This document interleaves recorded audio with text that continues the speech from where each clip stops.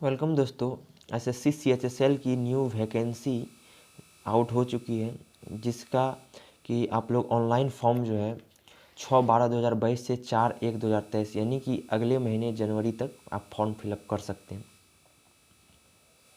इसका जो पेमेंट है आप 5/1/2023 तक कर सकते हैं, यानी कि जनवरी के 5 तारीख तक आप इसका पेमेंट कर सकते हैं।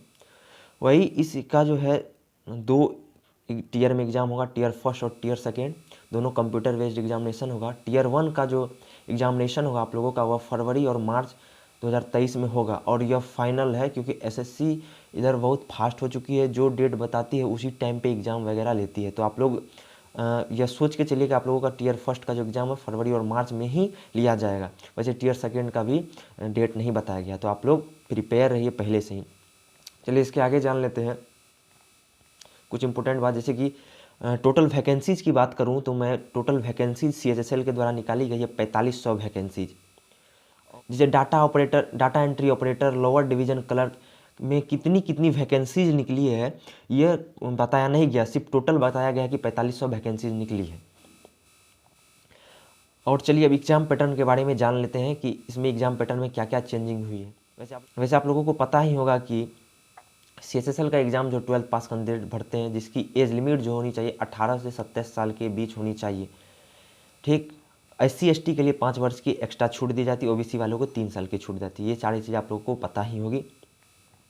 चलिए अब एग्ज़ाम पैटर्न के बारे में देख लेते हैं, एग्ज़ाम पैटर्न में क्या चेंजिंग हुई है।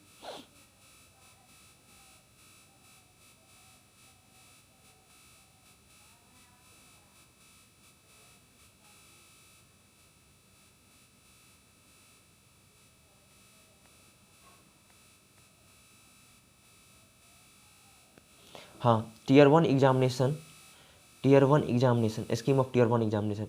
देखिए आप लोगों को पता ही होगा, पहले जिस तरह का टीयर 1 एग्जामिनेशन होता था वैसे ही होगा। इंग्लिश लैंग्वेज होगी, 25 क्वेश्चन 50 मार्क्स। जनरल इंटेलिजेंस यानी कि रीजनिंग 25 क्वेश्चन 50 मार्क्स।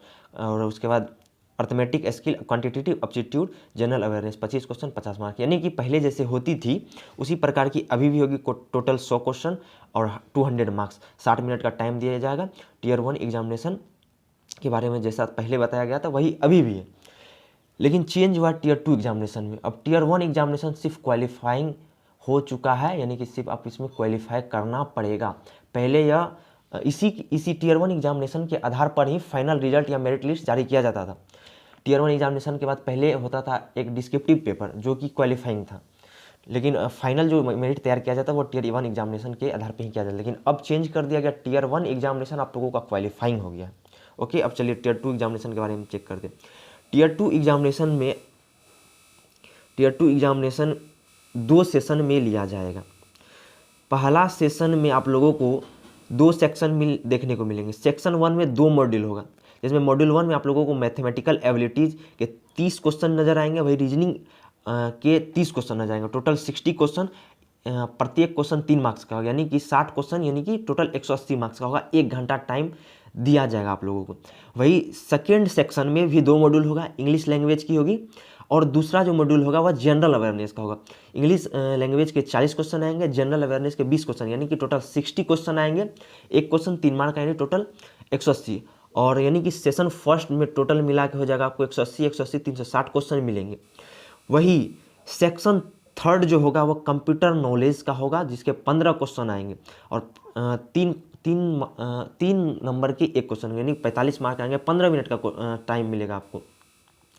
वही सेशन सेकेंड जो होगा उसका सेक्शन थर्ड में मॉड्यूल सेकेंड में आप देख सकते हैं स्किल टेस्ट और टाइपिंग टेस्ट आप लोगों का होगा।